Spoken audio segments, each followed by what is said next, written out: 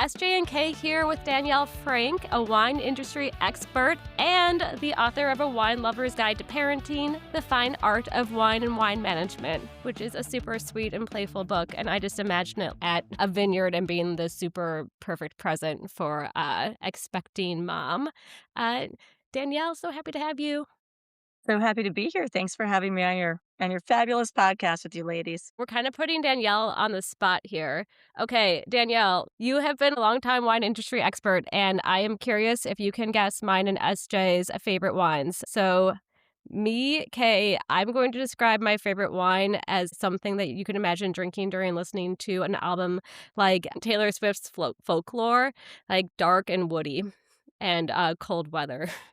Oh, Dark, woody, cold weather. Well, there's a lot of pressure here being somebody that works in the wine industry for 22 years. Dark, woody, I mean, it's definitely a red. I mean, it could be, a Cabernet, a deep, bold cab, Yes, or it is Cabernet. okay, hey. Yes, so first one won.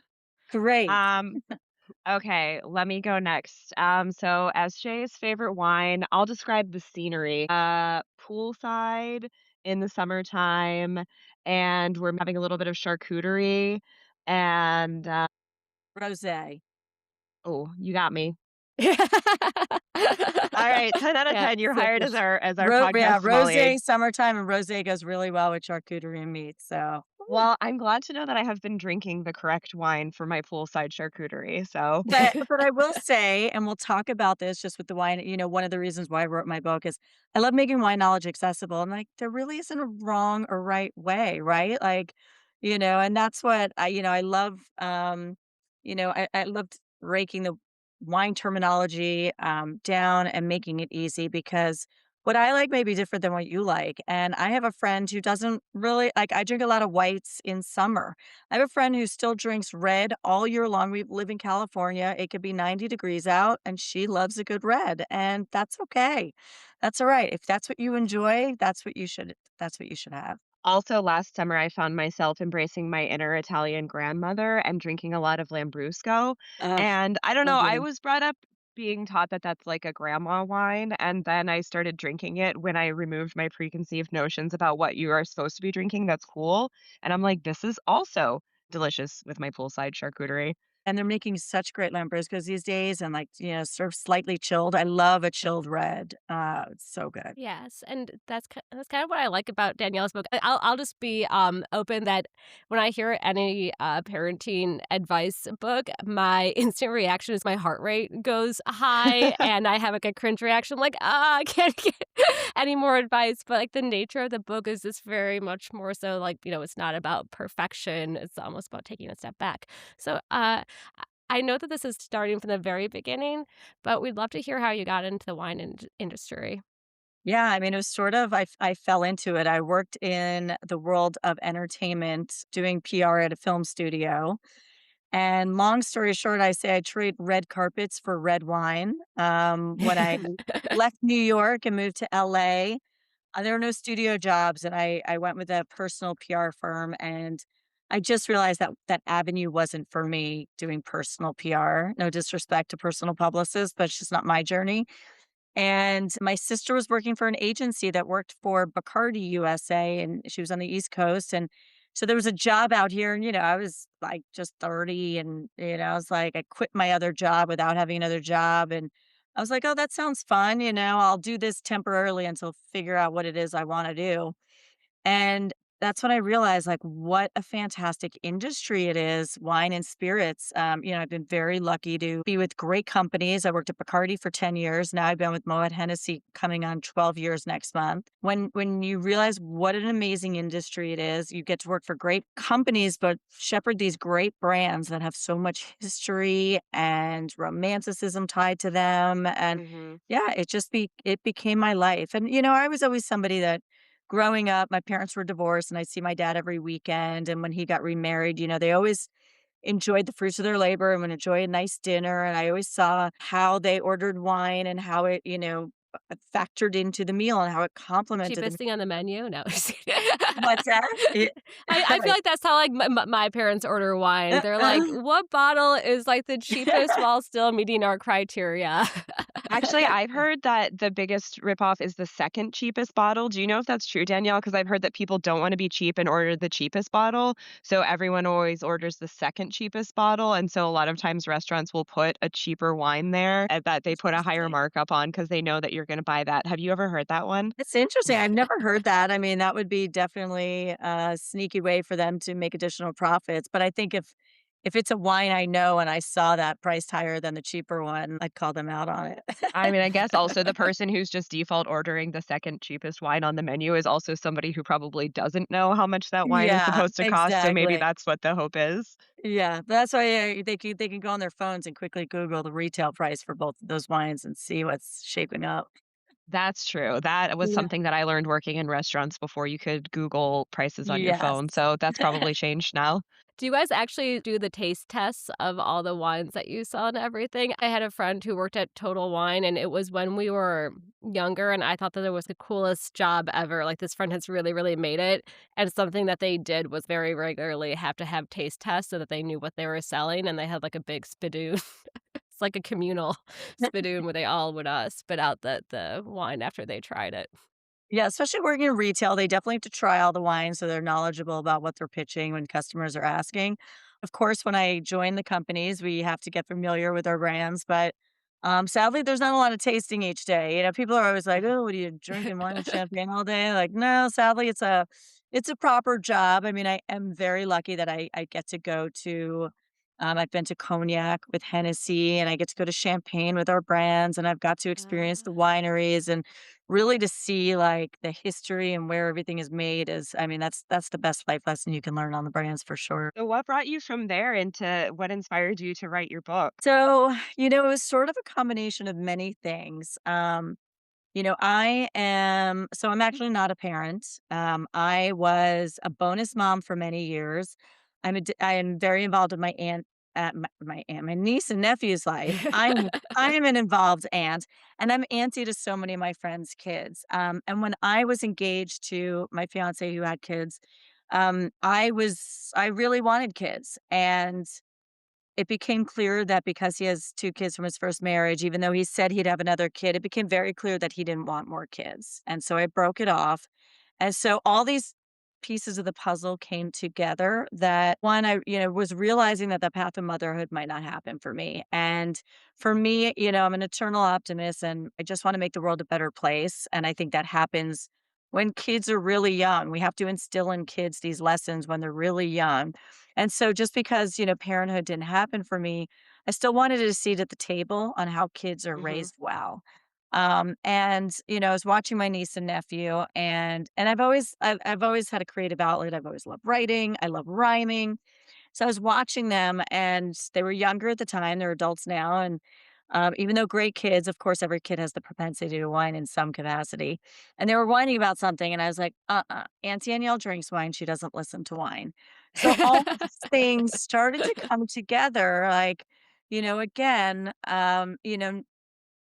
I may not be a mom, but I want a seat at the table to how kids are going to be raised and help to lay that out. I also, working in the wine and spirits industry, as I said, I love the idea of making wine knowledge accessible. So I thought, and also at the same time, a book came out that went viral called "Go the F to Sleep" by Adam Manzak. Yes, we love that one. Yes, every parent knows that. So that sort of opened the genre for this new genre of adult children's book. So it all started to piece together to put this idea together to because I'm not a clinical psychologist. I didn't study parenting. So I'm not trying to dictate to parents like this is how you raise kids.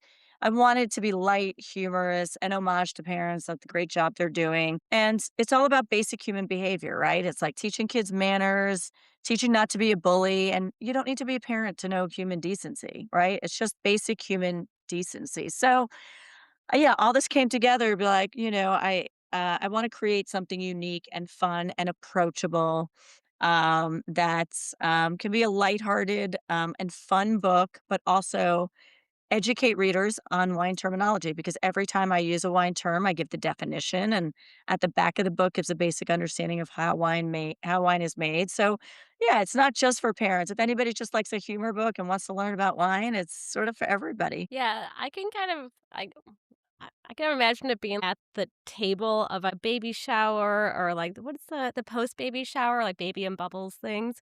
It's Oh, just yeah. it's, like, just fun and cute. Did you wanna share a favorite chapter of the book I'm with us? I would love to read a chapter. It's hard to say favorite because it's like picking your favorite child, but this is a good one for listeners to get an understand of how the book is framed up. So again, it's illustrated, written like a children's book. Definitely not made for kids. So this chapter, you don't want your kids to ferment. So fermentation in the wine process is when you convert sugar into alcohol. So you think of sugar as something sweet. You think of alcohol as something harsh and biting. So this is about you don't want your kids to turn into from something sweet into something harsh and biting because they don't have manners. Manners, manners, manners are the key to it all. These lessons My need to daughter is start. something harsh and biting. Oh, sorry, I didn't mean to interrupt you. Manners, My manners, son's manners not. are the key to it all. These lessons need to start even when they're small. Teach them this from day one before they start to crawl. You don't want your kid to be the sour grape in the bunch and turn into a spoiled brat that kids want to punch. When they start talking, make sure they know thank you and please, and to always say bless you when they hear someone sneeze. Please and thank you are an absolute must. Without that, your child's a total bust. There's nothing worse than a child who has behavior that is crude, because it'll continue as they're older and become someone who's rude. People don't take kindly to and aren't nice to those with attitude because it's very off putting and puts others in a bad mood, oftentimes causing confrontation and leads to a nasty feud. Is this wanting to put a little bit of poison in your child's food? Is it really how you want your kids to be viewed? Wouldn't you prefer that there's someone who's wooed? Without manners, they'll ferment and turn into someone harsh and biting. They may turn into a kid who's rude, obnoxious, and always fighting. So teach your kids some manners and to have some heart and soul. Without that, your kid may well turn into an a hole. It's like sweet, and that's what I like about it. It's easy, sweet things to remember from day one on. That's right. Like I said, it's all basic human behavior, right? And it's just told in a lighthearted way. And as I said, sometimes I think it's, as a non-parent, I get the best seat in the house. I get to witness the triumphs, the chaos, the tantrums, all from the sidelines. And, sometimes when, I've heard parents trade war stories like battle-hardened soldiers. And I say that sometimes when they're in the thick of it and in the trenches, it's hard to see the grape juice you're drinking can turn into a fine Cabernet. It's hard to see the humor and the light and levity and all. Yeah, I feel like this really fits into the whole idea a lot of our parent friends discuss about parenting being this village, which I think a lot of millennial parents right now are trying to recapture that after sometimes growing up in households that felt kind of isolated. So I really resonate with what you're saying about claiming a seat at the table to have a voice in the conversation. As a not a officially a parent, but as part of that village, because sometimes I think the parents are willing to rely on their non-parent friends as part of their village, but those people don't necessarily get a voice or a seat at the table. So it's kind of a fun way to take that seat without being overly prescriptive or too serious, but to have something to say nonetheless. Yeah, and you know what, especially your village, right? These are people invested, that care. Like I know, my friends' kids that I'm invested in, like I care about them. I care about their well-being. I love them. So it's coming from a place of love. And particularly, there's some serious things. Like there's a chapter in there about is your kid a mulled wine?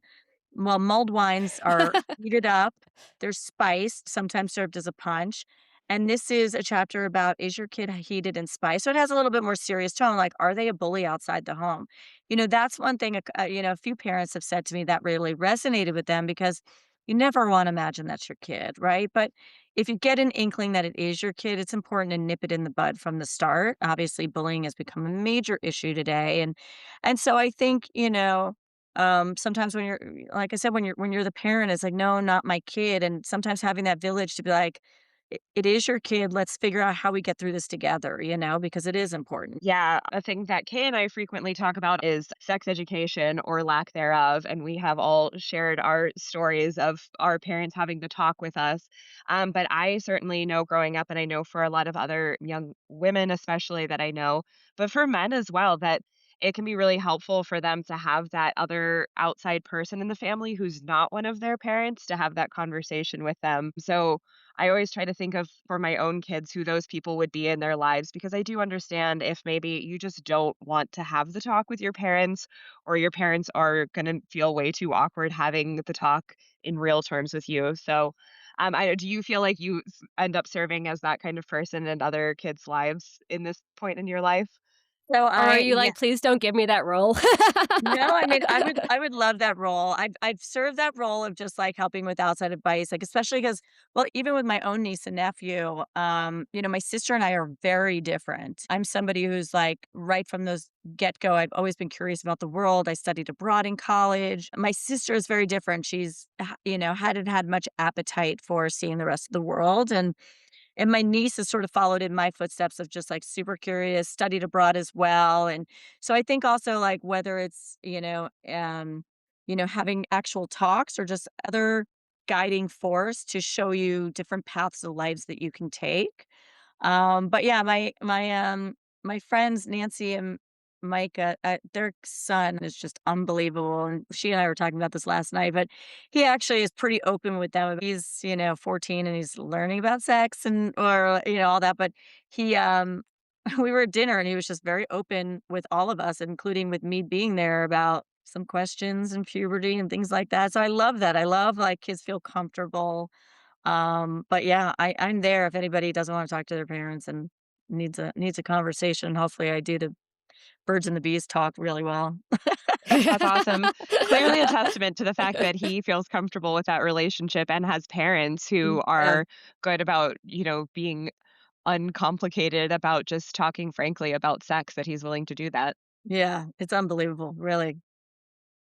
Yeah, I'm curious because, we have very young kids right now, and you can already see some things that, like my son's embarrassed to admit to me that something happened at school. And I'm like, when have we ever, like, made you feel like you should feel ashamed or embarrassed? We've never done all these things. And yet, like, it is just like this natural thing that they have that, like, they need to, I don't know, be who their parents think that they are and make them happy. So.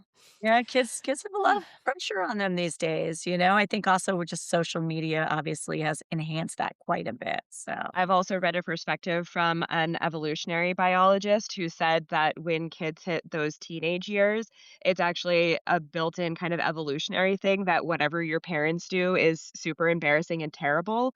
And it comes from when we were, very early humans that the young people had to kind of feel like they were pushed outside of their immediate family group and didn't want anything to do with them so that they would, like mix their genes and not just like all stay in the same family. So that it's actually part of our evolution that you hit that puberty age and you're like, whatever my parents are doing, I want nothing to do with it. And so the article was about the That's importance actually of scary to having think about, SJ. Like, they're biologically programmed to work against to us just at this. hate their parents, right? But the article, the perspective was about the importance of having trusted adults in kids' lives around that age because they're like, no matter how great a job you do with being open and not shaming your kid, and that's probably already what's starting, okay, with our kids when they like don't want to talk to us, but they'll talk to their aunties or something, is the fact that they're just kind of programmed to eventually have to be embarrassed by their parents, no matter how cool the parents think that they're being. So Danielle, tell us a little bit about your process behind when you decided you had this idea for writing the book. Did it kind of come to you all at once, or were you working out on this over a really long time? I mean, it came to pretty quickly just thinking about, once I started rolling with it, then I started to have fun with it and think of like, what are wine terminology, that could like ferment, how that can be translated to human behavior. Of course, I was also thinking about wine terms that rhyme well, right? That's why in my book you won't see the word like oneology, The which is like moly the and the study bully of will stay with wine. me. Yeah, so, thinking about accessible terms, easy to rhyme terms, terms people wanna know, everyday terms, And it sort of came together pretty quickly. As I said, I've always enjoyed and been good at rhyming for some reason. But I did write this about 14 years ago because, as you can imagine, the process of getting published is it's Mm, very hard. And agents don't want you unless you've been published. Publishers don't want you unless you have an agent. And back then, especially when we weren't using the internet as much as we are today, everybody had a new process or a different process to how to submit your project.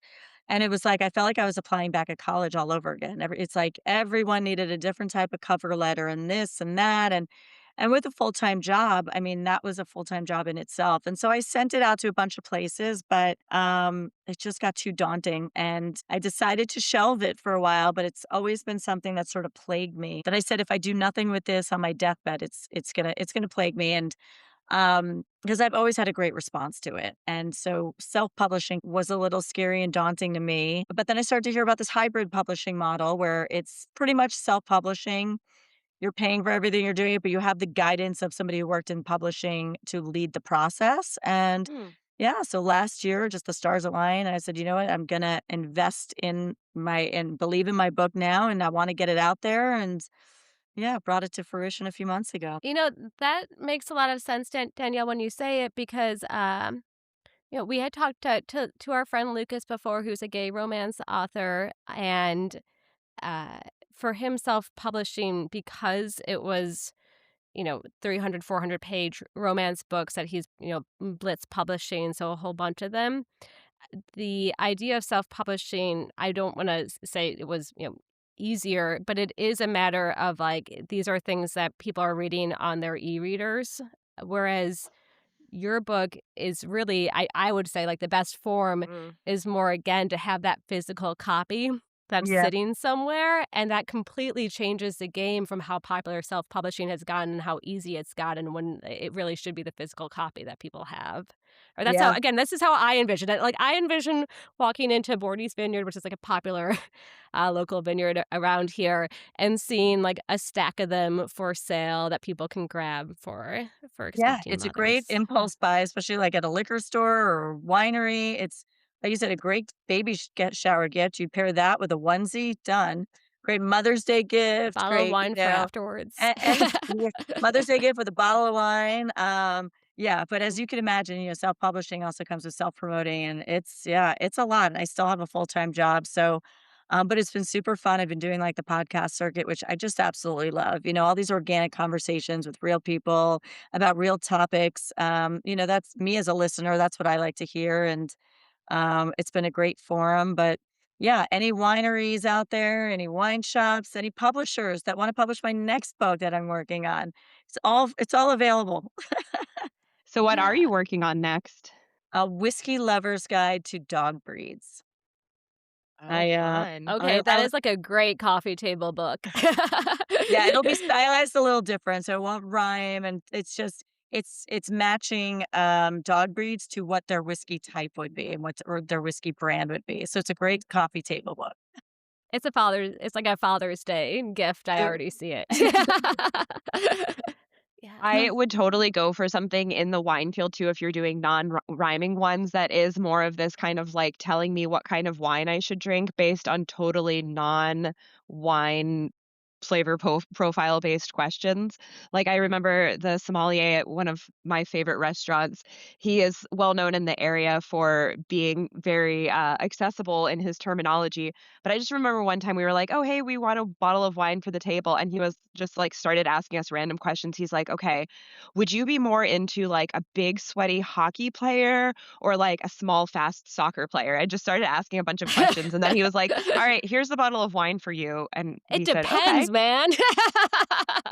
I know, but I don't know, he figured it all out, so all I'm saying is, like those BuzzFeed quizzes that will ask you a bunch of random questions and then be like, "This is the country that you should live in." If there was that for wine, I feel like I would actually use that to make my wine choices. I love that, that's great, I love that he did that too, that's fantastic.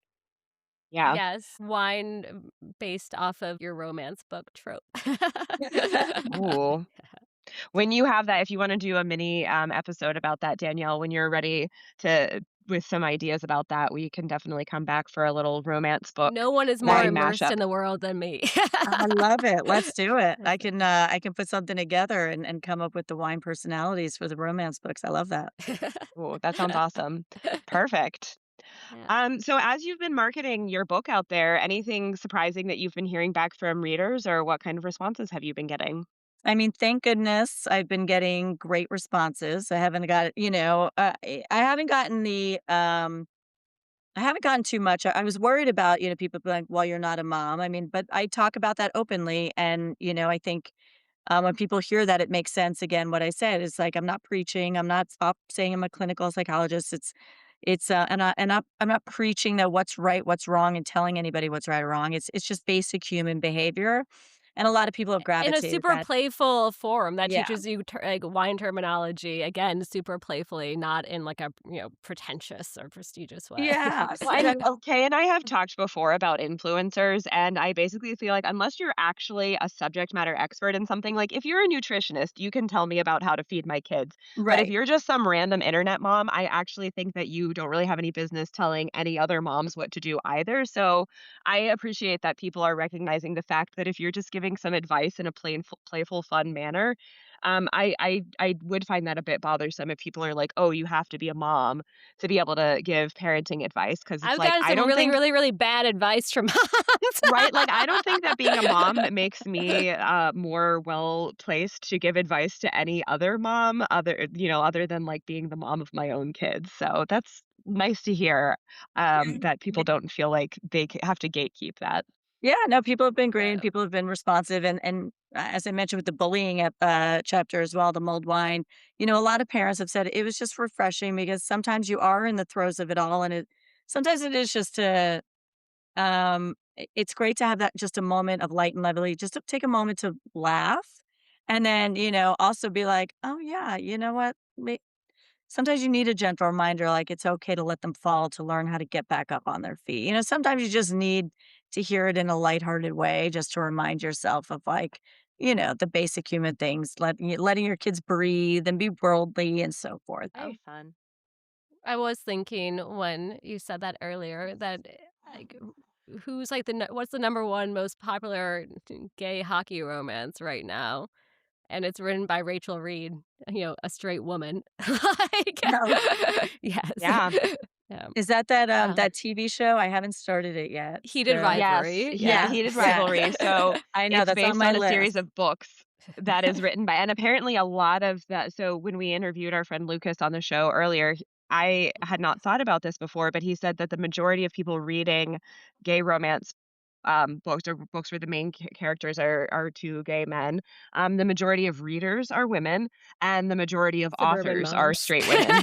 And so he's actually in a Sorry. very small minority of being a queer author of queer Being the person romance. who's writing about the group that he yeah. Wow. Yeah, exactly. Yeah.